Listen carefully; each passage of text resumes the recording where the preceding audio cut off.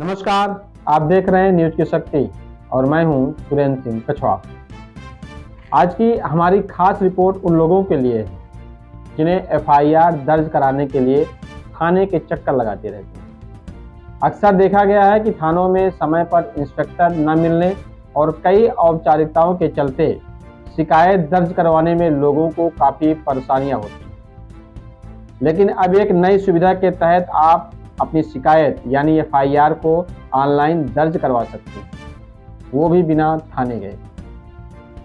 इस नई सुविधा के बारे में विस्तार से जानकारी देने के लिए हमारे पास हैं एक्सपर्ट अधिवक्ता रामकृष्ण जी की विशेष जो बाइट है। आइए सुनते हैं उन्होंने क्या कहा है। जैसे एफआईआर का जो प्रोसेस था, जो नॉर्मल एफआईआर आप जाकर थाने में दर्ज कराते थे, वो यथावत ही है, वही प्रक्रिया है। थोड़ा धाराएं इधर उधर हो गई। पहले 154 में एफआईआर होती थी, अब वो 173 में हो गई। थोड़ा सा प्रोविजंस जोड़ दिए गए हैं, कुछ चीजें रिफॉर्म कर दी गई हैं डिजिटल युग में। जैसे आप एफआईआर सपोज दर्ज कराते हैं, तो आप कहीं पर भी हों, एफआईआर लिखकर व्हाट्सएप के माध्यम से या ईमेल के माध्यम से आप संबंधित थाने को भेज देंगे।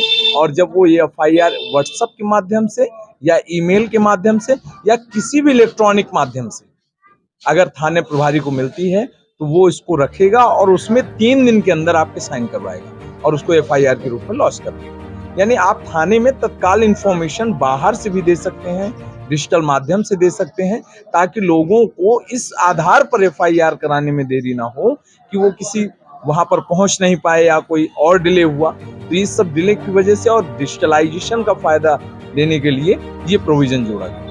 एक और भी कंफ्यूजन होता है लोगों को लेकर के, जैसे जीरो एफआईआर को लेकर। जीरो एफआईआर का मतलब है उसका कोई नंबर नहीं होता, उसका जीरो नंबर ही पड़ता है जहां दर्ज होता है। मान लीजिए कोई घटना चित्रकूट में हुई, अब वो व्यक्ति चित्रकूट में किसी कारणवश, भयवश या किसी अन्य कारणवश एफआईआर यहाँ दर्ज नहीं करा पा रहा है, तो वो दूसरे राज्य में भारत के किसी भी थाने में कभी भी एफआईआर वो दर्ज करा सकता है और उससे क्षेत्राधिकार का कोई लेना देना नहीं है। उसमें नंबर पड़ेगा 0।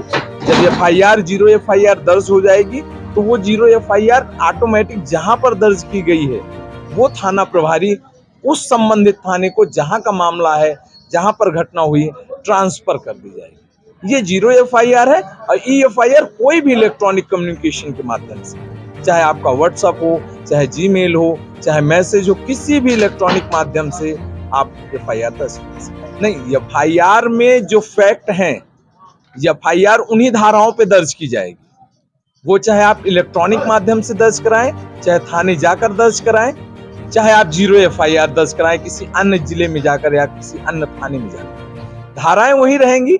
मान लीजिए कई बार ऐसा होता है कि कानून का पद का दुरुपयोग करते हुए थाना प्रभारी लोग नहीं करते कार्रवाई, या अपराधी बहुत प्रभावशाली है, उसके इलाके में आप एफआईआर नहीं दर्ज करा पा रहे हैं, तो एफआईआर अमूमन आप दूसरी जगह करा सकते हैं जहां आपको सुटेबिलिटी है। हाँ, कहीं से भी करा सकते हैं। और सबसे बड़ी बात यह है कि खासकर महिलाओं के लिए बहुत अच्छे प्रोविजन है कि जैसे बलात्कार जैसे अपराधों में अगर कोई इंफॉर्मेशन, कोई इंफॉर्मेशन देता है पुलिस को और एफआईआर दर्ज कराना चाहता है, तो पुलिस को घर जाकर उस महिला की एफआईआर दर्ज करनी पड़ेगी। ये भी प्रोविजन आ गया है नए कानून। तो आपने सुना, अधिवक्ता रामकृष्ण जी ने बताया कि कैसे अब आप आसानी से ऑनलाइन एफआईआर दर्ज करा सकते हैं। यह प्रक्रिया न केवल तेज और सरल है, बल्कि लोगों के लिए एक बड़ी राहत भी साबित हो रही है, खासकर उन लोगों के लिए जो थाने में होने वाले परेशानियों से बचना चाहते हैं। उन्होंने बताया कि यह ऑनलाइन एफआईआर दर्ज कराने की प्रक्रिया बेहद सरल और सुलभ है। लोग अब कहीं से भी किसी भी समय अपनी शिकायत ऑनलाइन दर्ज करा सकते हैं। इसके लिए संबंधित पुलिस विभाग की वेबसाइट या मोबाइल ऐप का उपयोग करना होता है। इसमें आपको अपनी पहचान से संबंधित दस्तावेज और घटना की जानकारी अपलोड करनी होती है। इस प्रक्रिया से लोगों को थानों के चक्कर लगाने की जरूरत नहीं और समय की भी काफ़ी बचत होती है। ऑनलाइन दर्ज की गई एफआईआर की वैधता भी थाने में दर्ज की गई एफआईआर के समान होती है और पुलिस उसी के अनुसार कार्रवाई करती है।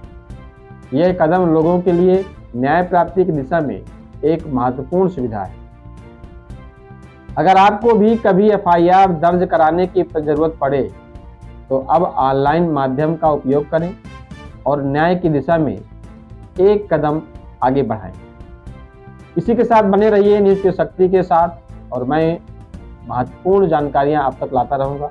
तब तक के लिए आप सभी दर्शकों का नमस्कार।